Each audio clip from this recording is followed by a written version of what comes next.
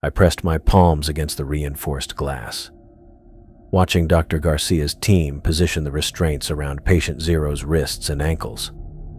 The death row inmate's body lay motionless on the steel table, his skin an ashen gray that I'd seen too many times over the past 6 years of studying radiation victims at Los Alamos. 3 hours since his heart stopped beating. 3 hours since acute radiation poisoning finished what the state's execution chamber had started. The cellular breakdown was textbook perfect.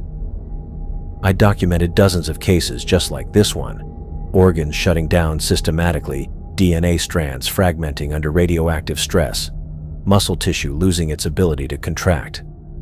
Patient Zero represented everything I'd learned about death at the molecular level, and now we were about to reverse it. Dr. Garcia moved with practiced efficiency, her hands steady as she prepared the extraction equipment. The modified Cordyceps militaris samples sat in their sealed containers along the far wall, 6 years of careful cultivation waiting for this moment. The mushrooms themselves looked ordinary enough, small, pale specimens that could have been plucked from any forest floor. But under the lab's fluorescent lights, their extracted sap held a faint luminescence that made my skin crawl every time I saw it. Beginning serum extraction, Dr. Garcia announced to her team. I watched her insert the needle into the largest mushroom sample, drawing out the milky fluid that would either vindicate 6 years of research or prove we'd been chasing shadows. The sap's glow intensified as it filled the syringe. Its radioactive properties concentrated into something that looked more like liquid starlight than anything medical science should produce. My notebook lay open beside me, pen ready to document what came next.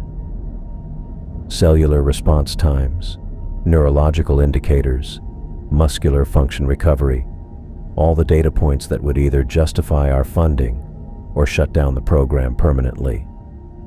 I'd run this procedure in my head hundreds of times, calculated every variable, prepared for every possible outcome. Dr. Garcia positioned the syringe above patient Zero's left arm, finding the vein with professional precision. Initiating injection now. The serum disappeared into his bloodstream, and I started my stopwatch. 15 seconds, 30.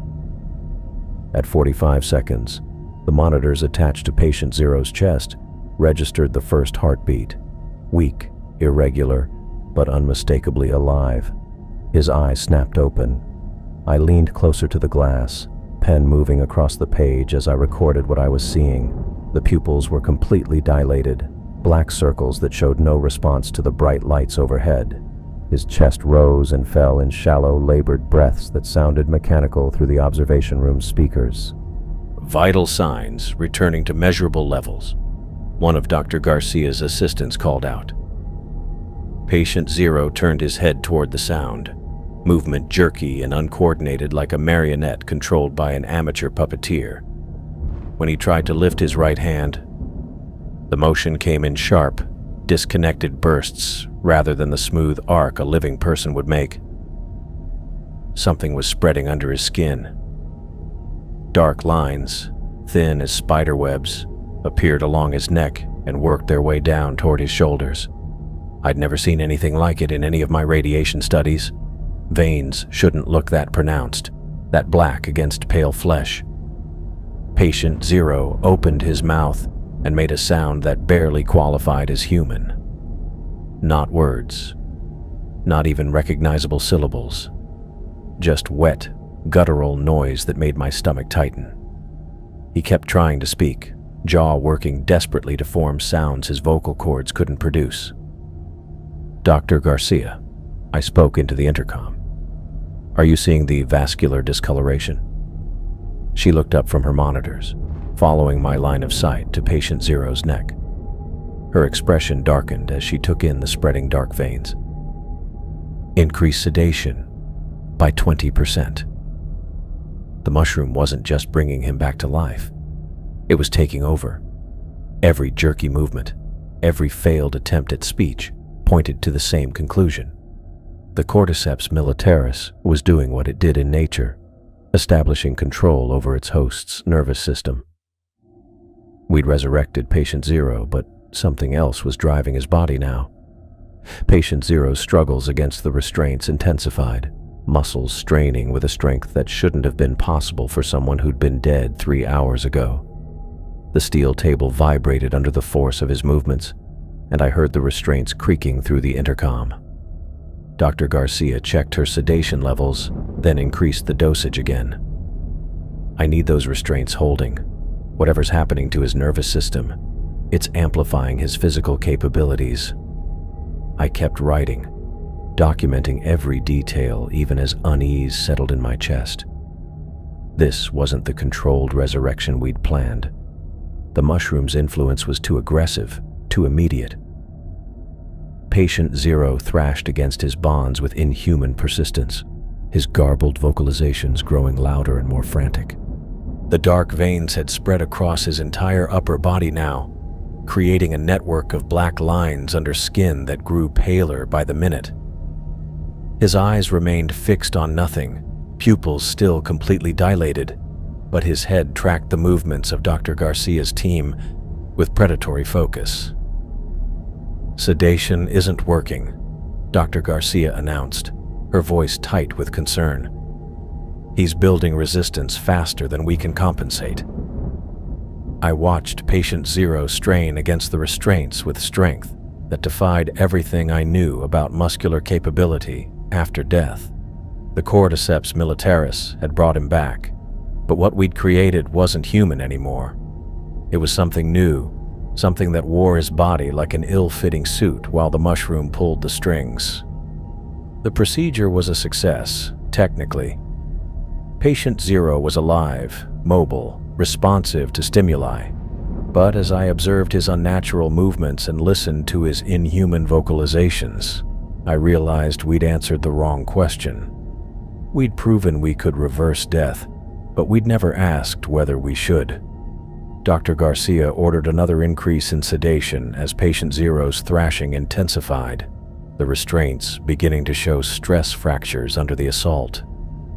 I kept writing, documenting our triumph and our mistake in equal measure, knowing that whatever happened next would determine whether this experiment marked the beginning of a breakthrough or the start of something far worse. I flipped to a fresh page in my notebook, the clock on the observation deck showing 2 hours since Patient Zero's resurrection. What I'd documented in those first few minutes now seemed like optimistic speculation compared to what I was witnessing. The dark veins under Patient Zero's skin had multiplied into an intricate web that covered his entire torso. But that wasn't what made my pen hesitate over the paper. Small bumps had appeared along his arms and neck, pustules, maybe half an inch in diameter, filled with a thick yellowish fluid that caught the lab's fluorescent lights. I'd seen enough spore samples under the microscope to recognize what I was looking at. The Cordyceps militaris wasn't just controlling Patient Zero's nervous system anymore. It was preparing to reproduce. I pressed closer to the glass, adjusting my position to get a better view of the largest pustule on his left forearm. The fluid inside moved when he thrashed against the restraints, sloshing like concentrated honey. Every few seconds, one of the pustules would pulse slightly, as if something inside was testing the boundaries of its container. Patient Zero's movements had changed completely since the first hour. Where his initial struggles had been chaotic and desperate, now every motion looked calculated in a way that made my skin crawl. His head turned with mechanical precision to track Dr. Garcia's movements across the containment chamber. When she stepped to his left, his eyes followed. When she moved to his right, his entire head swiveled to maintain visual contact. The marionette comparison I'd made earlier felt inadequate now. This was something far more deliberate. Dr. Garcia kept her distance, staying at least 10 feet from the examination table. Her team had pushed their monitoring equipment to the room's perimeter after Patient Zero had managed to grab one assistant's sleeve during the first hour. The woman had needed 3 of her colleagues to pull her free from his grip, and I'd watched her scrub her arms with antiseptic for 20 minutes afterward.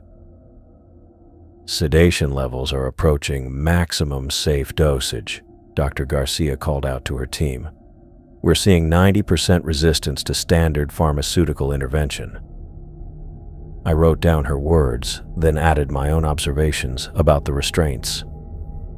The steel bands around patient Zero's wrists showed stress fractures where the metal had begun to warp under constant pressure. His left restraint had developed a hairline crack that extended halfway around the circumference.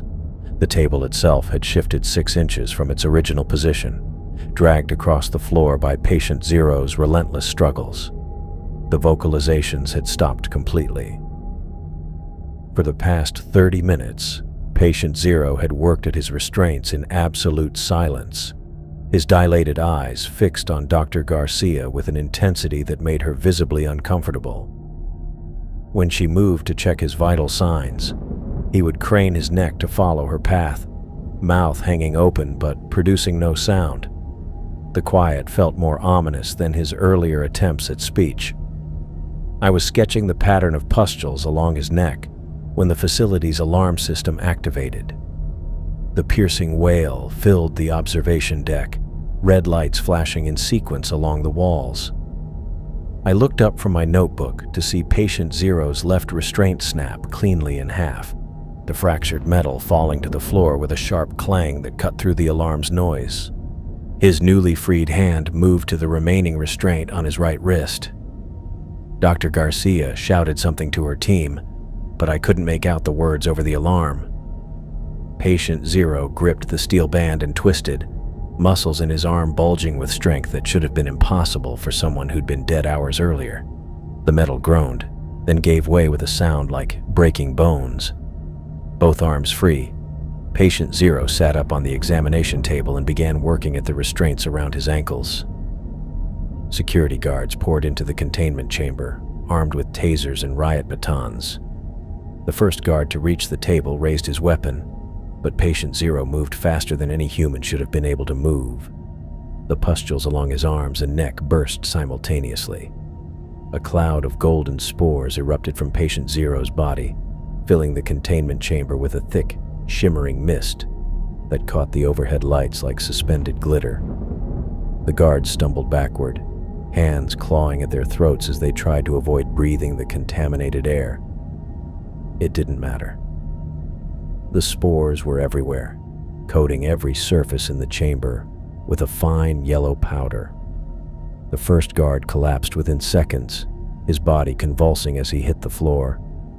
His screams echoed through the facility's speakers, a sound that made every muscle in my body tense. The second guard managed 3 steps toward the exit before dropping to his knees, blood streaming from his nose and mouth. Dr. Garcia ran for the medical cabinet mounted on the far wall, her movements frantic as she fumbled with the emergency supplies. The facility's emergency lockdown engaged with a series of heavy mechanical clicks. Steel barriers dropped across all exits, sealing every door and window in the building. Through the observation deck's speakers, I heard the ventilation system's fans change pitch as the spores were drawn into the air circulation network. Dr. Garcia found what she was looking for, a syringe filled with clear liquid that I recognized as the emergency serum we'd developed for exactly this scenario. She jammed the needle into her arm and pressed the plunger, injecting the entire contents in one desperate motion. Then she collapsed beside the medical cabinet, her body going limp as the serum coursed through her system. Patient Zero stood on the examination table, completely free of his restraints. The burst pustules had left raw patches of exposed tissue along his arms and neck, but he showed no signs of pain or distress. He stepped down from the table and began walking toward the chamber's sealed exit, his movements still jerky and unnatural, but purposeful in a way that chilled me.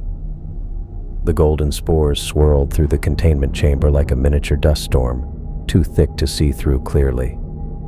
But I could make out shapes on the floor, the security guards and Dr. Garcia's assistants, all motionless. Patient Zero moved among them without interest, focused entirely on the sealed door that separated him from the rest of the facility. A burning sensation started in my lungs, subtle at first, but growing stronger with each breath.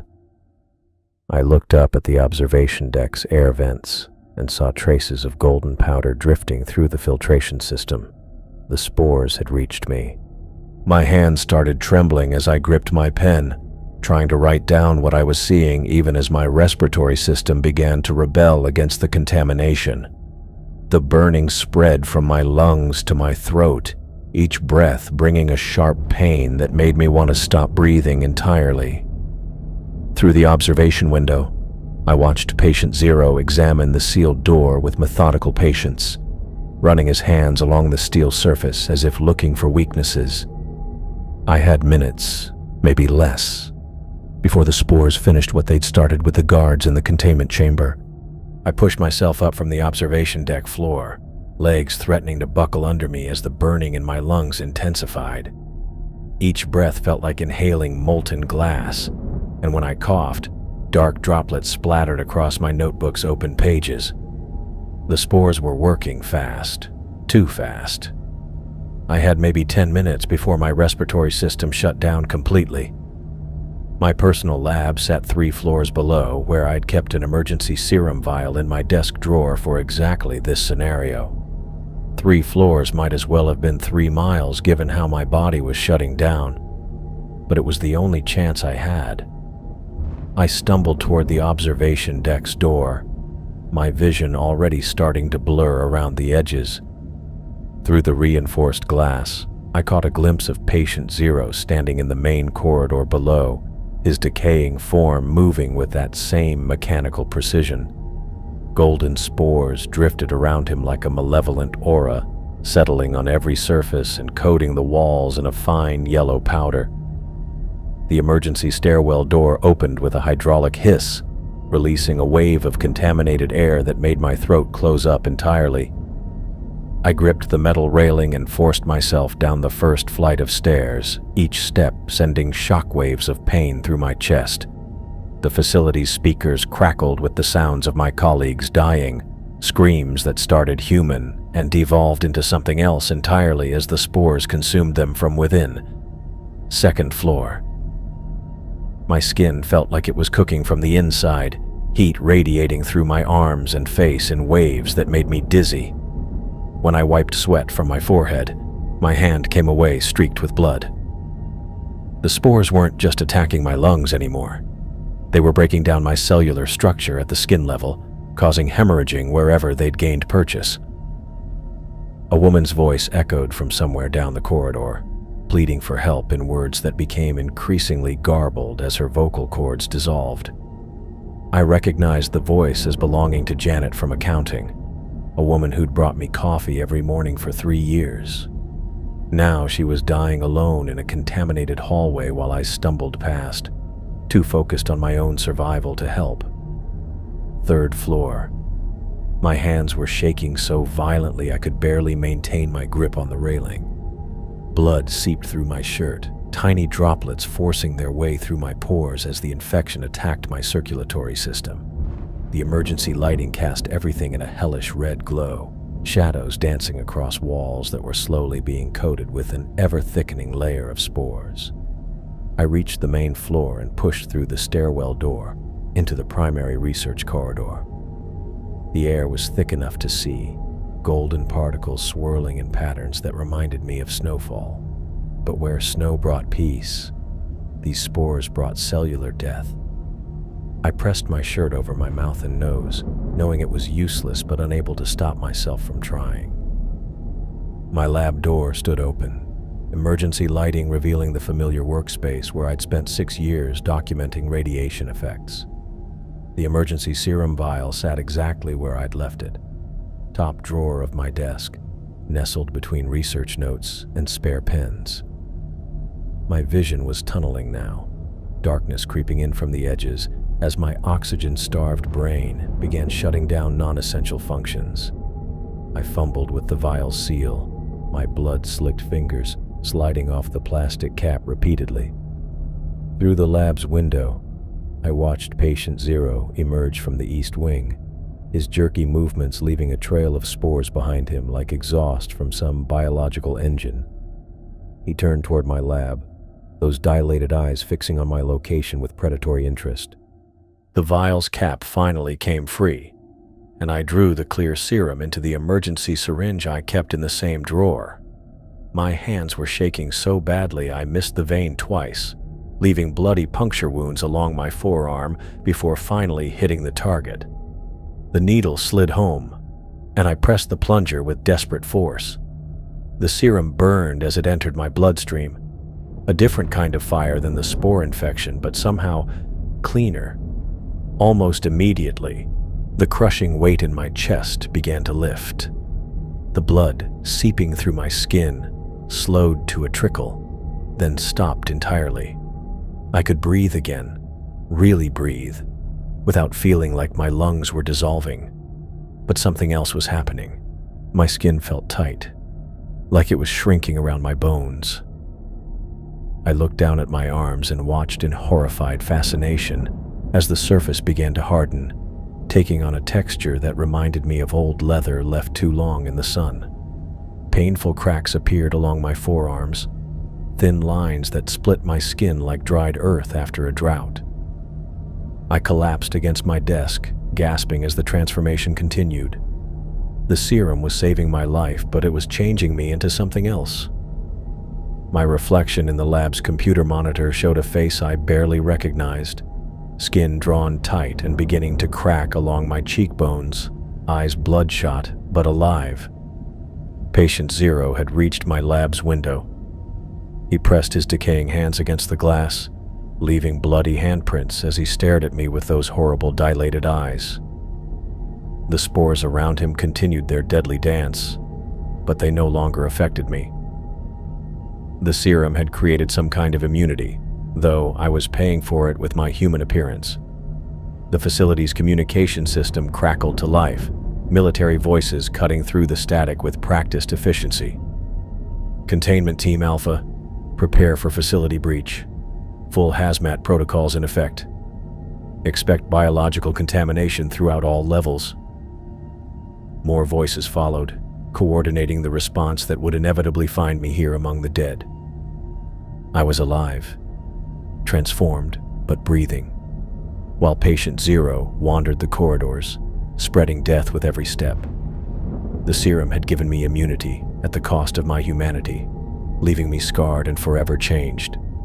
I sat in my lab chair, watching Patient Zero move away from my window toward some new target, and wondered if surviving had been worth becoming a monster myself.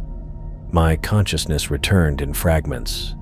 First, the antiseptic smell that burned my nostrils, then the steady beeping of medical equipment somewhere to my left.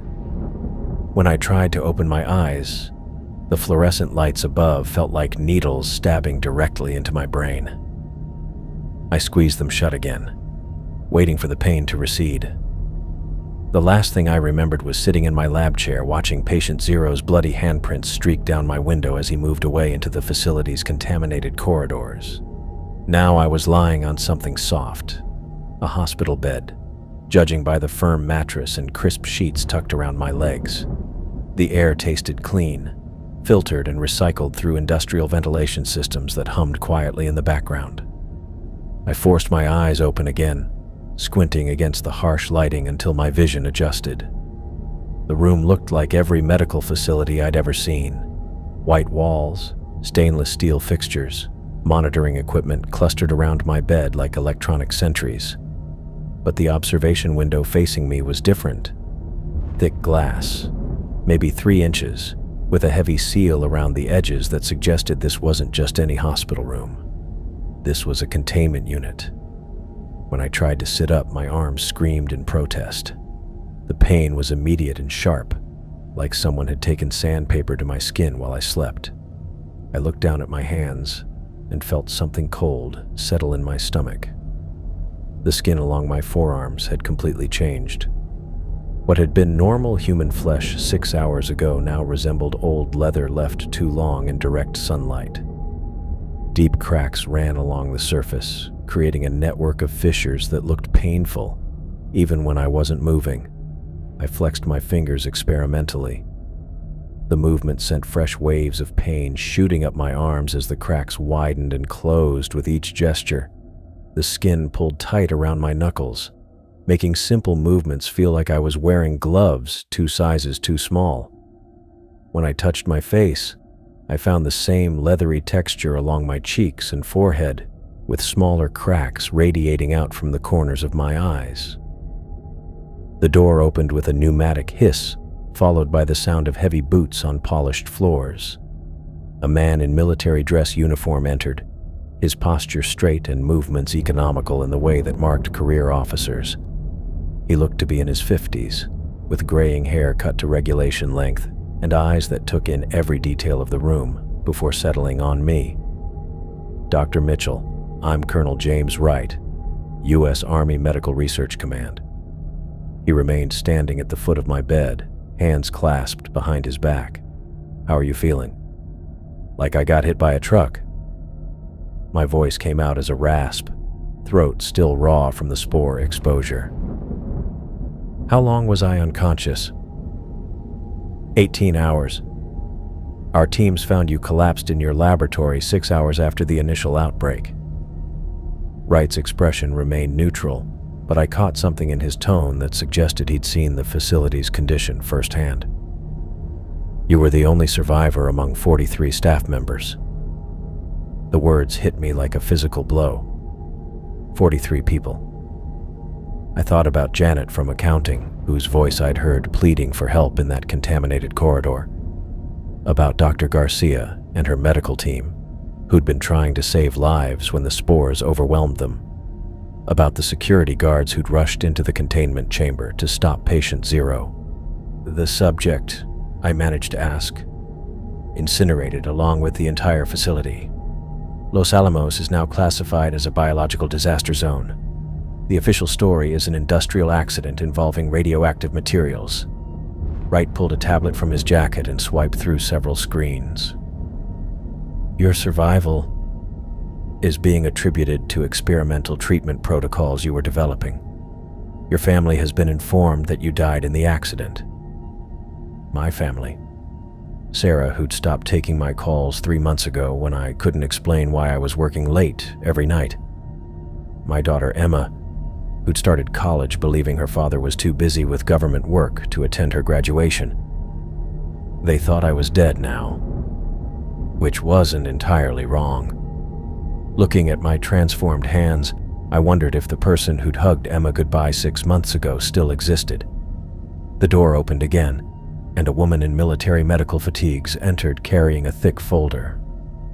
She looked to be in her 40s, with the confident bearing of someone accustomed to delivering difficult news to powerful people. When she approached my bed, I noticed she kept her distance, close enough to examine me professionally, but far enough away to avoid contact. "Dr. Patricia Foster, Chief Medical Officer for this facility." She opened the folder and pulled out several photographs that made my stomach turn. "These images were taken during your extraction. The serum you administered created an immune response that prevented the spores from establishing fungal colonies in your system, but the process left permanent tissue damage." The photograph showed my body from multiple angles, documenting the extent of the skin changes while I'd been unconscious. In some areas, the cracks ran so deep I could see muscle tissue underneath. My face looked like it belonged on a mummy, skin drawn tight and split along stress lines that followed my bone structure. "The scarring will be permanent," Dr. Foster continued. "But your immune system now recognizes and destroys Cordyceps militaris spores on contact.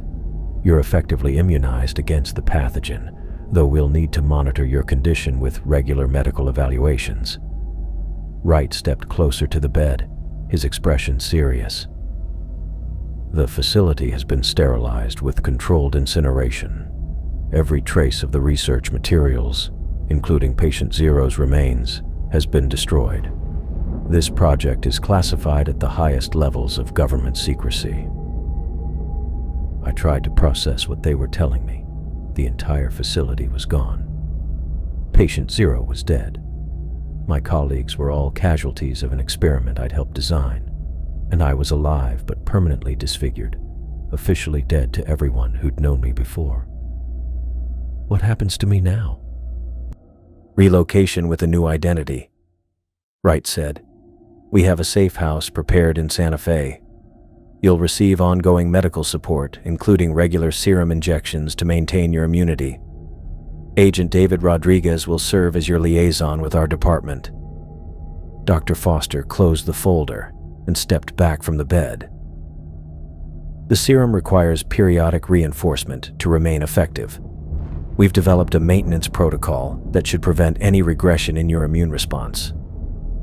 You'll need weekly injections for the foreseeable future. I looked at my cracked hands again, trying to imagine explaining this appearance to new neighbors, new colleagues, anyone who might become part of whatever life they were offering me. The man who'd spent 6 years studying radiation effects at Los Alamos was dead, killed in an industrial accident that never happened. In his place was someone I didn't recognize, dependent on government support and medical intervention to stay alive. My family doesn't need to know I survived. Wright's expression softened slightly. "Dr. Mitchell, I've seen the classified photographs of patient Zero's final state. What you've become is permanent, but what he became was something far worse. Your family will grieve for the man they knew, but they'll be safe from what you might have become without the serum." That evening, after Wright and Dr. Foster had left me alone with my medical monitors and contained air supply, I stood in front of the room's mirror and stared at my reflection.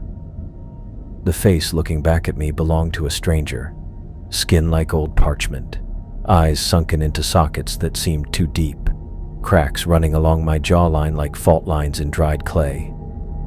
I'd spent 6 years documenting the effects of radiation on human tissue, carefully recording cellular breakdown and systemic failure in victims who couldn't be saved. Now I was documenting my own transformation, noting how the serum had traded spore infection for permanent disfigurement. The choice between death and monstrosity had been made for me while I was unconscious, and I wasn't sure I was grateful for the decision. The medical bracelet around my wrist bore the name Thomas Mitchell, but the person wearing it felt like someone else entirely. Tomorrow, I would be relocated to Santa Fe with a new identity, new documents, and a new life built on the foundation of a death that had actually happened to 43 other people. I was alive because I'd prepared for the worst-case scenario, but survival felt more like punishment than victory. I'd been running my fingers along the same section of my left shoulder for the past 10 minutes. Unable to convince myself I was imagining what I felt there. The raised bump sat just below my collarbone, small enough that I'd missed it during my morning inspection routine, but distinct enough that once I found it, I couldn't stop touching it. 3 weeks in this Santa Fe safe house had established patterns I followed religiously. Every morning, I examined my reflection in the bathroom mirror, cataloging any changes to the leathery texture that covered my arms and face. The painful cracks along my skin had settled into predictable lines, like a roadmap of damage that no longer surprised me. But this was different. The pustule measured maybe 2 millimeters across, barely visible against the mottled brown surface of my transformed skin. When I pressed against it gently, I felt fluid shift underneath, thick and viscous in a way that made my stomach clench. I'd seen pustules exactly like this before, growing along patient Zero's arms and neck in those final moments before he'd broken free from his restraints. I grabbed my phone from the kitchen counter, scrolling through the contacts until I found Dr. Foster's direct number. She'd given it to me during my first week here, along with strict instructions to call immediately if I noticed any unusual symptoms. The phone rang twice before she picked up. "Dr. Mitchell, what's your status?" "I found something, a pustule on my left shoulder." I kept my voice steady, though my hand was shaking as I held the phone. "It looks exactly like the ones patient Zero developed before the spore release." Silence stretched for several seconds.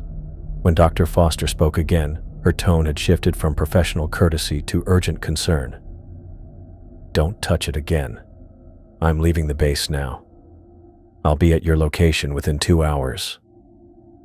The line went dead, leaving me alone with the knowledge that my worst fears were manifesting in real time. I walked back to the bathroom mirror, studying the pustule under better lighting. The surface appeared slightly translucent, revealing darker fluid underneath that moved when I turned my head. It reminded me of the amber-colored sap we'd extracted from the Cordyceps militaris samples, concentrated and waiting for the right moment to release. Dr. Foster arrived in exactly 90 minutes, accompanied by a younger technician carrying a portable medical kit. She'd driven from Kirtland Air Force Base, judging by the military plates on her sedan and the speed with which she'd made the trip. When I opened the front door, her expression confirmed what I already knew. This wasn't a routine medical check. "Remove your shirt and sit on the couch," she said, pulling latex gloves from her jacket pocket. "I need to examine the pustule directly." I followed her instructions, wincing as the movement stretched the cracks along my arms. The technician set up a portable microscope on my coffee table while Dr. Foster approached with a small flashlight and magnifying lens. When she leaned in to examine the pustule, I caught the slight intake of breath that told me everything I needed to know. "The fluid inside matches the spore consistency we observed in patient 0, she said to her technician, who began taking photographs from multiple angles. "Approximately 2 millimeters in diameter, located on the left anterior deltoid region." "How long do I have?" I asked. Dr. Foster straightened up, removing her gloves with practiced efficiency. "The serum isn't preventing infection, Dr. Mitchell. It's allowing the Cordyceps militaris to establish a symbiotic relationship with your immune system. Instead of killing you immediately like it did the facility staff, the fungus is adapting to coexist with the serum's effects." I felt something cold settle in my chest.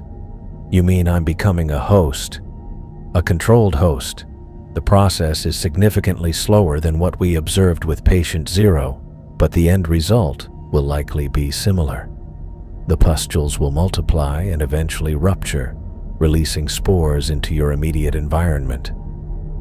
The technician packed away his equipment while Dr. Foster consulted a tablet, swiping through data that I couldn't see from my position on the couch. Her professional demeanor had returned, but I noticed the way she kept her distance from me now, positioning herself near the front door rather than beside the couch. "We've been monitoring other survivors from similar experiments conducted at different facilities," she continued. "All subjects receiving long-term serum treatment have shown identical progression patterns. The pustules appear between weeks 3 and 4, then multiply exponentially over the following months." "Other survivors?" The words came out sharper than I'd intended. "How many other facilities were running this research?"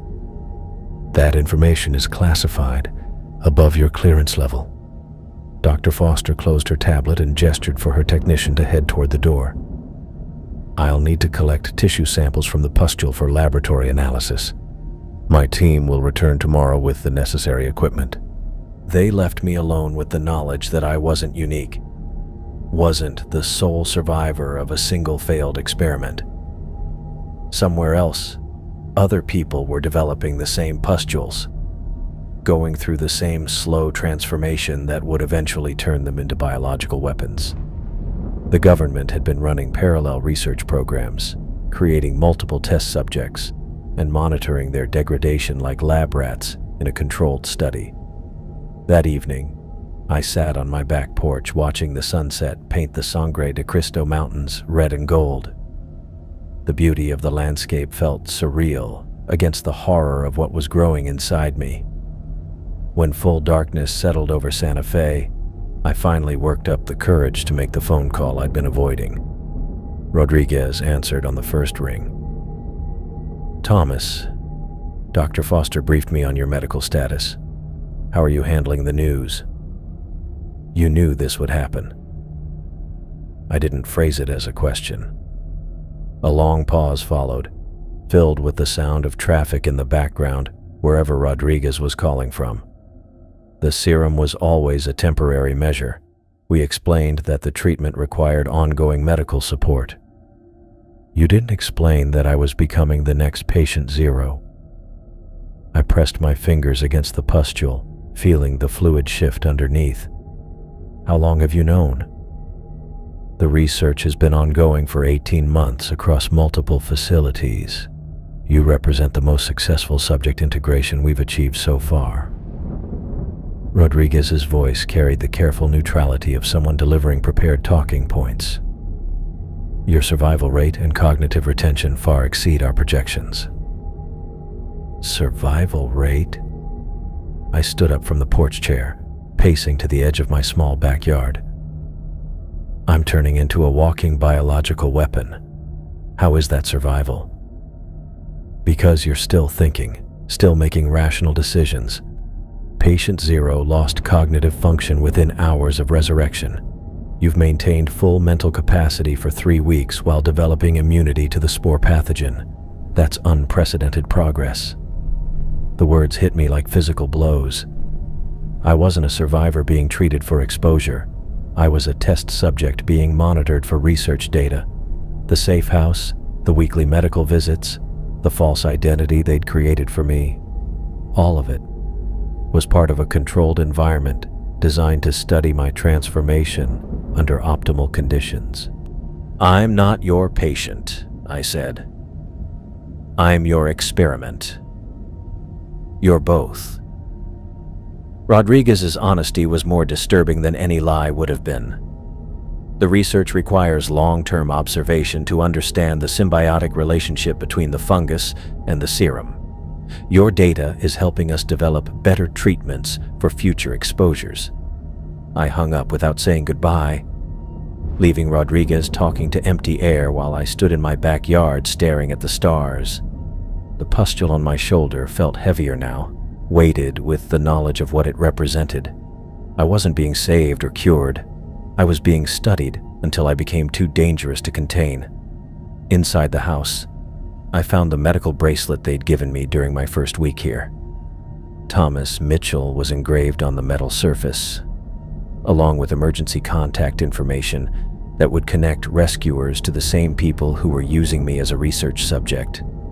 I pulled it off my wrist and dropped it on the kitchen counter, where it landed with a small metallic clink that sounded like the closing of a door. Tomorrow, Dr. Foster would return to collect tissue samples from my pustule. Next week, there would be more pustules to sample. The week after that, even more. Rodriguez and his research team would document every stage of my transformation, recording data that might help them create better subjects in future experiments. I was living on borrowed time in a body that no longer belonged to me, waiting for the moment when I would become too dangerous to observe from a safe distance. I heard Rodriguez's car pull into the driveway just after 8 in the morning. The engine's rumble cutting through the quiet Santa Fe neighborhood like an unwelcome alarm clock. Through my kitchen window, I watched him sit behind the wheel for several minutes before getting out. His shoulders set in a way that told me this wasn't a routine check-in. When he finally approached my front door, he carried a small briefcase and wore the expression of someone delivering news he'd rather avoid. "We need to talk," he said when I opened the door, not bothering with his usual greeting. I stepped aside to let him in, noting how he kept his distance as he moved past me into the living room. The change in his behavior was immediate and obvious. No handshake, no casual conversation about the weather or my adjustment to life in Santa Fe. He set the briefcase on my coffee table and opened it with quick, efficient movements. "The program is being terminated."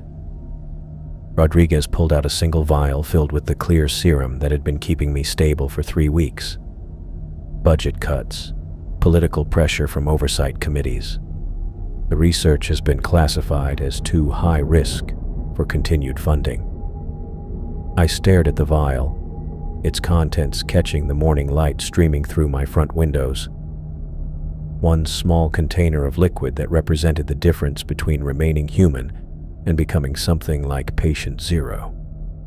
Rodriguez placed it on the table between us, like he was delivering a death sentence, which I supposed he was. "How long does this last?" 7 days if you maintain the current dosage schedule." He closed the briefcase and stood up, already moving toward the door. "After that, you're on your own." The casual way he said it hit me harder than if he'd been dramatic about the announcement. 7 days. Then the pustules would multiply unchecked, the spores would develop fully, and I would become exactly what Patient Zero had been in those final moments before the facility's destruction. A walking biological weapon capable of killing anyone within breathing distance. "What about the other test subjects you mentioned?" Rodriguez paused at the door, his hand on the knob. "Same situation. Everyone gets their final dose, and then the program ends. It's been decided at levels above both of us." He left without another word, his sedan backing out of my driveway and disappearing down the residential street like our conversation had never happened. I picked up the vial and held it up to the light, watching the serum move like liquid mercury inside the glass container. 7 doses. 7 days to remain human before the transformation completed itself. I walked to the bathroom mirror and removed my shirt, examining my reflection under the harsh fluorescent lighting. The single pustule Dr. Foster had documented yesterday was no longer alone. 3 more had appeared along my collarbone during the night, and 2 additional ones had formed on my right shoulder. Each one measured roughly the same size as the original, small bumps filled with amber fluid that moved when I turned my head. The multiplication rate was accelerating exactly as Dr. Foster had predicted. By tomorrow, there would be more.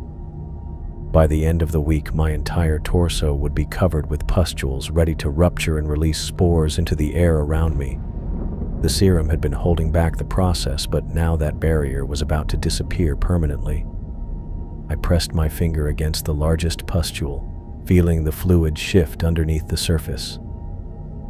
The consistency reminded me of tree sap, thick and viscous, but I knew what it really contained. Millions of Cordyceps militaris spores waiting for the right moment to become airborne and find new hosts. Patient Zero had been covered with identical pustules when they'd burst simultaneously, filling the containment chamber with that golden cloud of death. The thought of my family hit me like a physical blow. Sarah and Emma believed I had died in an industrial accident at Los Alamos 3 weeks ago. They'd probably held a funeral, grieved for the husband and father they thought they'd lost forever. But what would happen years from now when hikers found my remains somewhere in the New Mexico desert? What would happen when those remains sprouted yellow mushrooms that released spores into the wind? I couldn't let that happen. I couldn't risk the possibility of my transformed body becoming a source of contamination that might eventually reach populated areas. The Cordyceps militaris had already killed 43 people at the Los Alamos facility. I wouldn't allow it to claim more victims through my decomposing remains. I spent the afternoon at my kitchen table, writing everything down in longhand on sheets of plain white paper. The timeline of our research, the development of the serum, Patient Zero's resurrection, and the subsequent outbreak. Dr. Garcia's death, the facility's destruction, my survival and transformation. Every detail I could remember about the fungus, its effects, and the government's research program across multiple facilities. The letter to Sarah took longer to write than the technical documentation. How do you explain to someone that their dead husband is actually alive but becoming a biological weapon? How do you tell the woman you love that you chose death over the possibility of accidentally killing her? I wrote 3 different versions before settling on something that balanced truth with protection.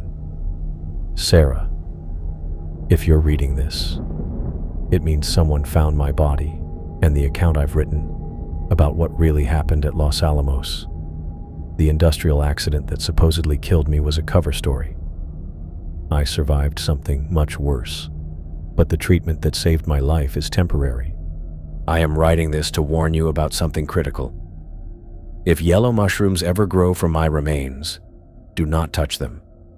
Do not let Emma or anyone else near them. Contact the CDC immediately and tell them about Cordyceps militaris exposure. The mushrooms will release spores that can kill anyone who breathes them. I chose this because I couldn't risk becoming something that might hurt you or Emma. You both meant more to me than my own survival. I'm sorry for everything I put you through during those final months. The late nights, the secrecy, the distance between us. I thought I was protecting you by not explaining the nature of my work. I was wrong about many things, but I'm not wrong about this decision. Take care of Emma. Tell her I was thinking about her graduation speech when I wrote this. Thomas. I sealed the letter in an envelope and wrote Sarah's name across the front, then placed it beside the technical documentation on my kitchen table. Whoever found my body would discover both documents and hopefully understand the significance of what they'd encountered. Rodriguez had left me a pistol during my second week in the safe house, a standard issue Glock that he'd placed in my bedroom dresser for protection. At the time, I'd assumed he meant protection from potential threats who might discover my identity. Now I understood its real purpose. The gun was meant for exactly this situation, when continued existence became more dangerous than death. I checked the weapon carefully, noting the full magazine and single round in the chamber. Rodriguez had been thorough in his preparations, ensuring I would have the means to end the experiment when it became necessary. I wondered how many other test subjects across the country were making similar discoveries today, realizing that their government support had been withdrawn, and their transformations would continue unchecked. The sun was setting behind the Sangre de Cristo Mountains when I walked out my back door and into the desert scrubland that stretched for miles beyond the residential development.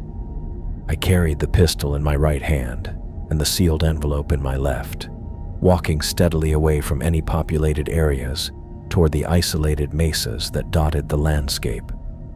The desert was beautiful in the fading light, with cacti and sagebrush creating complex patterns across the rocky ground. I'd always loved this part of New Mexico, the way the landscape felt both ancient and immediate, carved by forces much larger than human concerns. It seemed like an appropriate place to end something that should never have begun. I found a clearing roughly 2 miles from the nearest house, surrounded by low hills that would contain any spore release when my body eventually decomposed. The envelope would remain visible enough for searchers to find, but my remains would be far from anyone who might accidentally inhale contaminated air.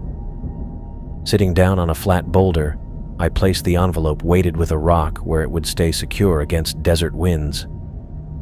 The pistol felt heavier than I'd expected, substantial and final, in a way that made the reality of my situation impossible to ignore.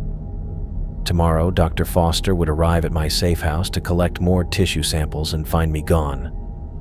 Rodriguez would probably assume I'd panicked and tried to run, not realizing I'd chosen to protect the people who thought I was already dead. I thought about Emma's graduation speech, the one I'd missed because of classified research commitments. She talked about the responsibility each person has to make choices that benefit future generations, even when those choices require personal sacrifice. I'd been proud of her wisdom then, and I hoped she would understand my decision now, even if she never learned the specific circumstances that made it necessary. The desert grew quiet around me as darkness settled over the landscape. Somewhere in the distance, a coyote called to its pack, the sound carrying across miles of empty space. I checked the pistol one final time, ensuring the safety was off and the barrel was positioned correctly. Patient Zero had been a death row inmate who'd killed multiple people before his execution. I was a researcher who'd spent 6 years trying to understand cellular breakdown and radiation effects. But in the end, we were both infected with the same organism, both destined to become weapons that could kill anyone unfortunate enough to encounter us. The difference was that I still had enough humanity left to choose differently.